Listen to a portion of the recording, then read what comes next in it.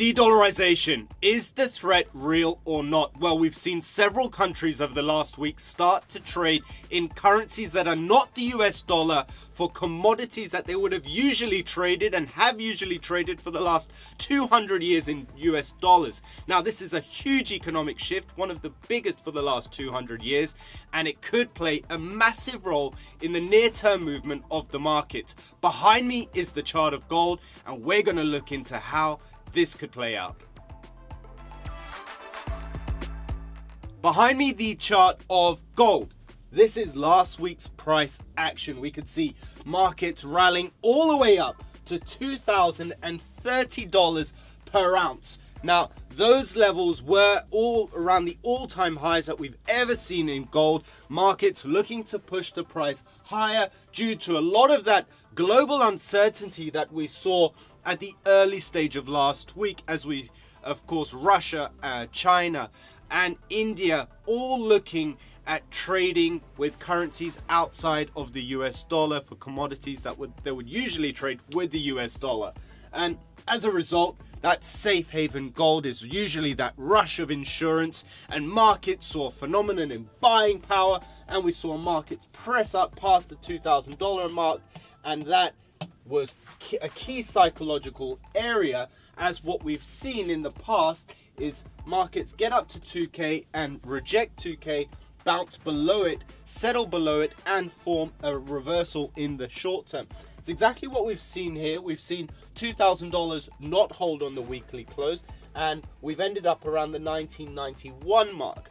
Markets are not open yet. It's the 11th of April 2023. We're just after the Easter break.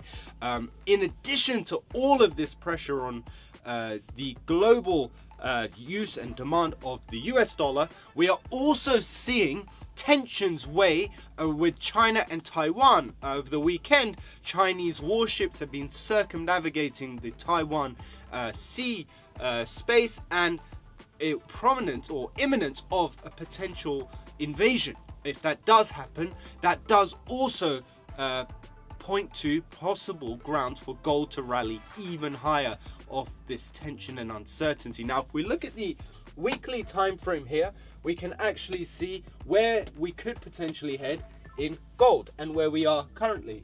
Now, as mentioned, gold on the weekly time frame shows the recent close here, 1991. This is our weekly candle where we are at the moment. We did touch a high, and that high was previously rejected March 2022 and also September 2020. Now, these are two key moments of time because that represented the pre-COVID rush, of course, when there was a lot of panic in the market, 40% drop in the Nasdaq, and gold picked up again. Gold fell down. We had a key support around 1680, and it's been operating pretty much within that range over the last 3 years.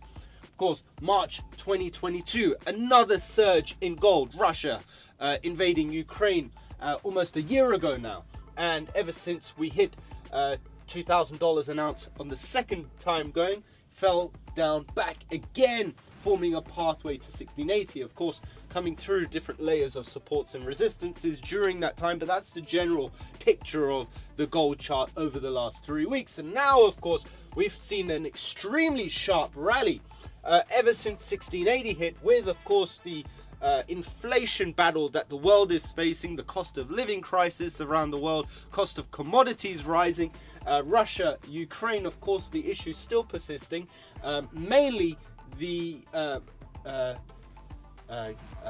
markets looking at the safe haven as interest rates rise and uncertainty rises, add gold as an asset of choice through these markets, especially in unstable equity markets too.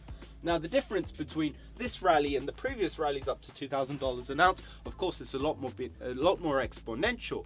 However, we're also seeing the US dollar remain relatively strong during this time period. Another interesting play, which potentially means if the dollar does come down and reverse its gains, we could see another rally in gold. Gold struggled to break through and close above that 2020 area per ounce. However, if we do get a play up to 2020, we could see a sharp rise further to the upside, with market analysts predicting anywhere up to $3,000 or $4,000 an ounce, worst case scenario. However, we're in this time where we've rejected $2,000 an ounce. We're looking at potential short-term reversal as these buying pressure cools off, which is normal in every market cycle. And for targets to the downside to look at potential reversal points, you've got the bottom of this candle around the 1940 mark, and then the 1930 mark at the bottom of your two last weekly candles, where you could potentially see some sort of support if you're looking at another leg to buy to the upside and take out those all-time highs. So the question is, could we see these all-time highs taken out? It's definitely not in the question for, or the actual case that we could see a rally all the way back up to all-time highs if we do get an invasion with China into Taiwan. And of course, as more countries around the world start to de-dollarize their commodities trade, that could also put pressure on dollar sells, and gold buys are on the table. Well, hope you enjoyed this analysis video. We wish you all the best of luck with your trading. Do risk manage well when you trade, and trade safe. All the best.